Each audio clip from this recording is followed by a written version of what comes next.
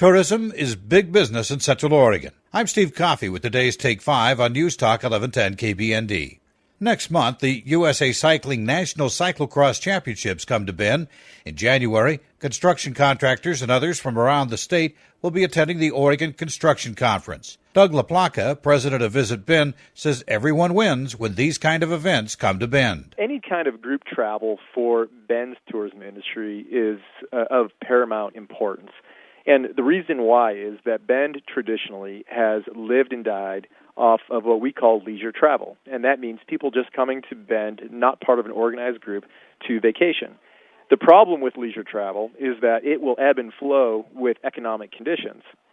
The beauty of organized group travel is that regardless of economic conditions, those groups will still go to their destination.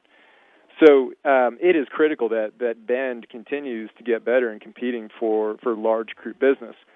And that group business comes in many forms. It can come in the form of traditional groups and conferences, or they can also come in what we call citywides. And citywides are events that would come to the city, that would bring in a large number of visitors, and that would impact a large cross-section of the community.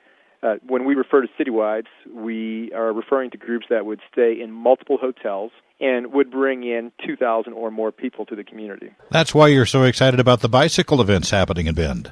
It is. You know, when it comes to Visit Bend's role in bringing group travel to the city, our number one focus is citywides. And the bike races that we have secured with USA Cycling are a great example of that, but there are many more that we are working on, and hopefully we'll have some announcements shortly that we'll be bringing some additional citywides to Bend. What is it about Bend that should entice these people from out of town to come here? For some events and conferences, Bend is an ideal location. For others, it is far from ideal.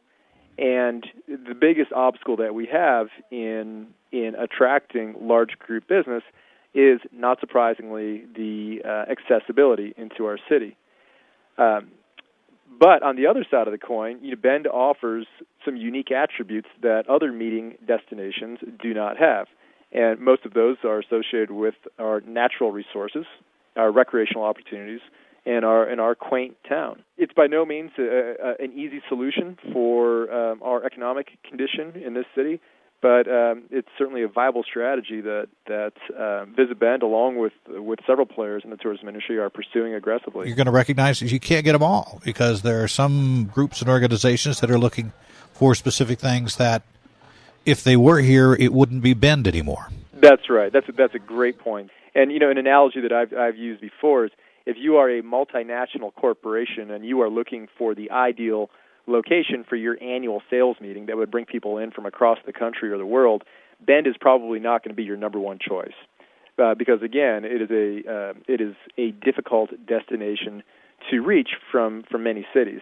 However, if you are operating an event or bringing a group in who would enjoy and benefit from the unique attributes that Bend offers, specifically our natural resources and our quaint downtown, then Bend would be the perfect fit. So you're right. Bend is not perfect for every group, but there are certainly a number of groups and events out there that we think we can compete for. Even admitting that Bend or Central Oregon is not for everyone, it still does well. LaPlaca says tourism pours about $570 million into the region's economy every year. That is a significant chunk by anyone's standards. Group travel within that $570 million still represents a small minority, but it represents a very important minority in that we can bring groups in during the shoulder seasons and winter months. And when you look at the seasonality of Bend's tourism industry, it is a very sharp and unhealthy peak during the summer months. Where we have a very difficult time is in what we call the shoulder seasons, so that's the spring and the fall. And during the winter months, tourism takes a significant dip.